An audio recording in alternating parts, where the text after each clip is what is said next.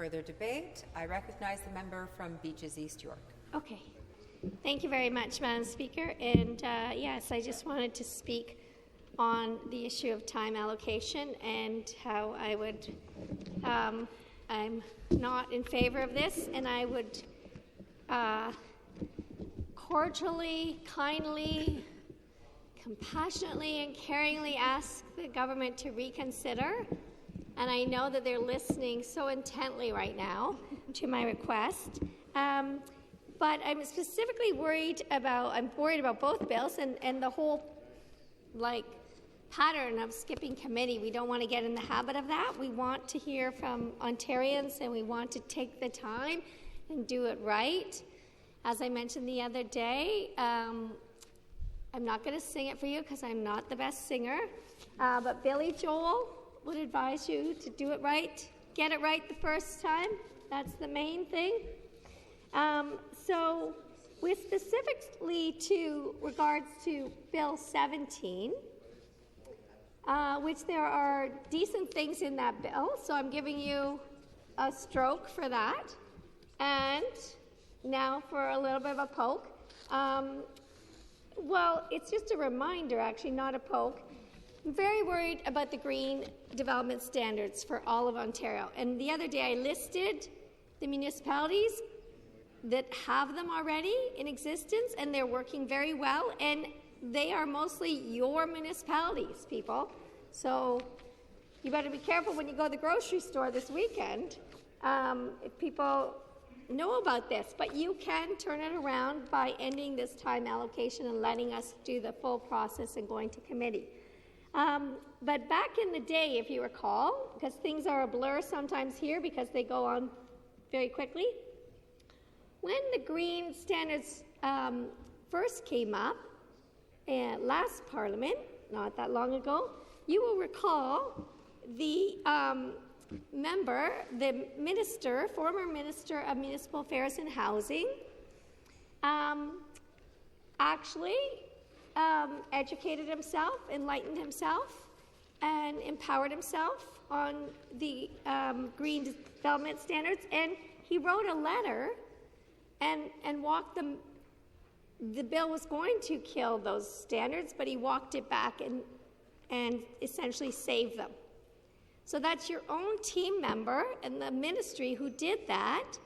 So I think that maybe you guys have forgotten that, so maybe it's a time for a little revisit. So I'm going to read you his letter. Today I'm not going to entertain you by impersonating his voice. Sorry, you're gonna have to listen to my own songbird voice, lyrical voice.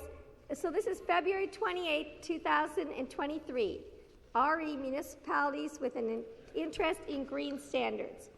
Dear Head of Council and CAO, Ontario municipalities have been developing green standards that have introduced leading practices in North America for promoting energy efficiency, environmentally friendly landscaping, bird-friendly designs, because I know you guys like birds.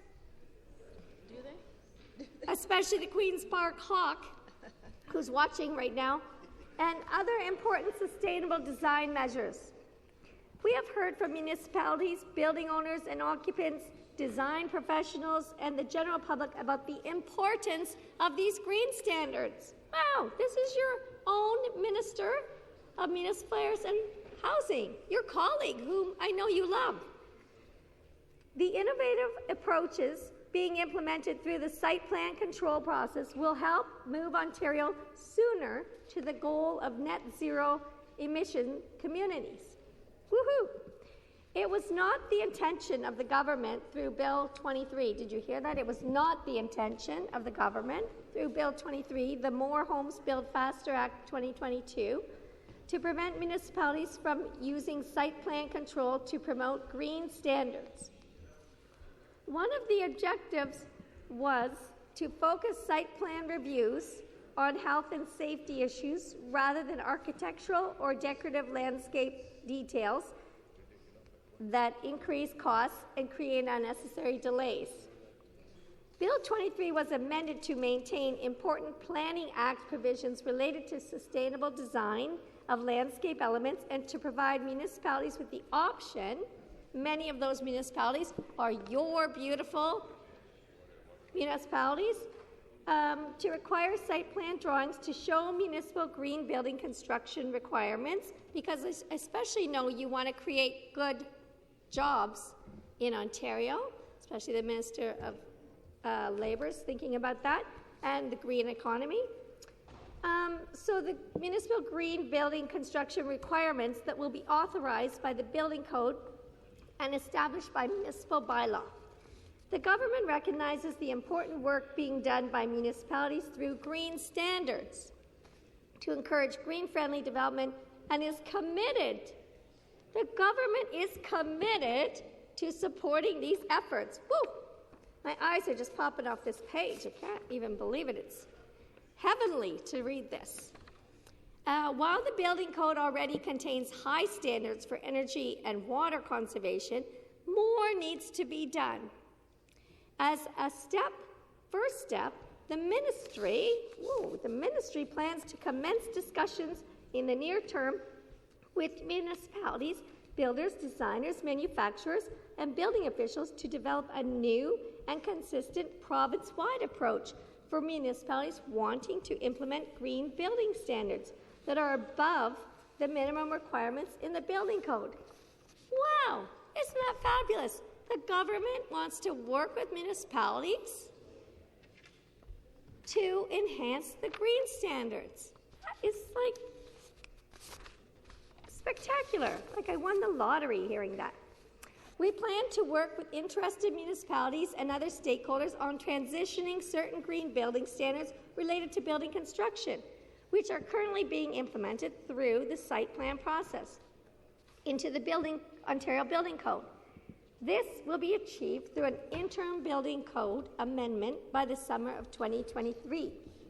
For municipalities interested in promoting leading practices, this approach would maintain consistent construction standards in Ontario that provide important benefits to building product manufacturers, designers, and builders, while also continuing to demonstrate Ontario's commitment to enhancing green standards. Ontario's commitment to enhancing green standards for those in the back row. In addition, Ontario has consulted on advancing harmonization of energy efficiency requirements in buildings by aligning Ontario's building code with selected national code tiers as minimum energy efficiency requirements in the next edition of the code in 2024. In future editions of the building code, Ontario will work with the National Code Development System to promote further alignment of national, provincial, municipal requirements for energy efficiency and other relevant green building standards. Woohoo! I also wish to clarify that aspects of green standards that are not brought into Ontario's building code because they do not involve building construction, including green infrastructure, cool paving, biodiversity. Wow! Biodiversity. Bill 5, wow. Tree plantings, etc., will continue to be optional standards that can be required through municipal bylaw and implemented through site plan control.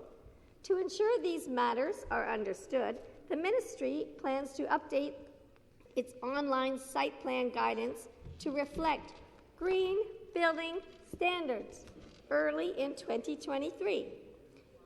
During the transition period, until the green standards are authorized in the building code, we would anticipate that municipalities will continue to use site plan control to address green standards to the extent possible. That is amazing.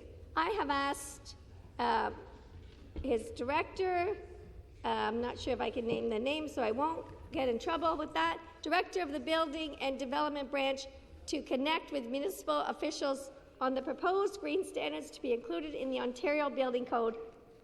He can be reached at Sincerely, the former Minister of Municipal Affairs and Housing. Your colleague and friend, and smart man.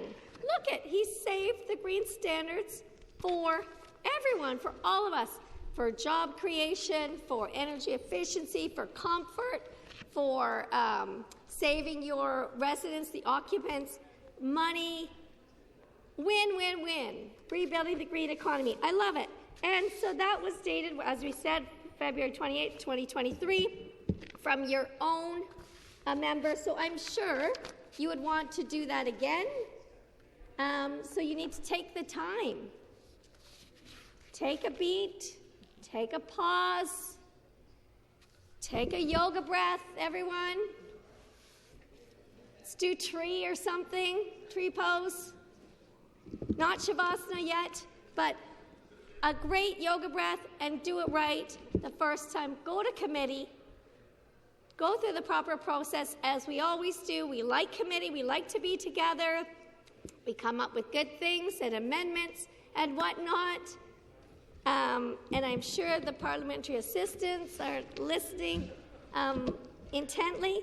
Also, just as another little fact, in case you weren't aware, I know you're very clever, but maybe you weren't aware of this, that big developers, reputable, credible developers, such as Ellis Dawn. Ever heard of Ellis Dawn? Yeah. Tribute, pretty great. Minto, Tridel, 4 big, credible developers who build our province are supportive of the green development standards.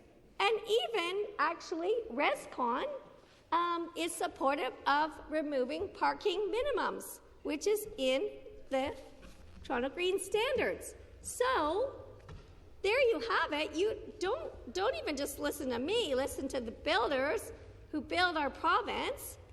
I'm sure you don't want to get on the wrong side of them, because you have such strong desires to increase the housing targets. So last time you rushed it. I'll forgive you for that, because, we cleaned it up. This time you don't want to rush it. You want to take the time, forget about this time allocation nonsense. You want to do it right. You want to hear from us. You want to hear from stakeholders and residents. So take a sober second thought. Just do that. Breathe in and think about it. Take a pause. Send it to committee. Do the right thing. The wording of Bill 17 needs to be clarified. It's way too open and way too vague, especially around construction and demolition. Legal professionals are even worried about that. So look it. I don't know why we're rushing stuff through. Before the election, we only sat here for 7 weeks in that 7 months before the election. I'm happy to be here longer. I'm happy to do the work, as are you, I know. So let's not rush things through. Do it right the first time. Take the time. Thank you very much. I believe in you. You can do it.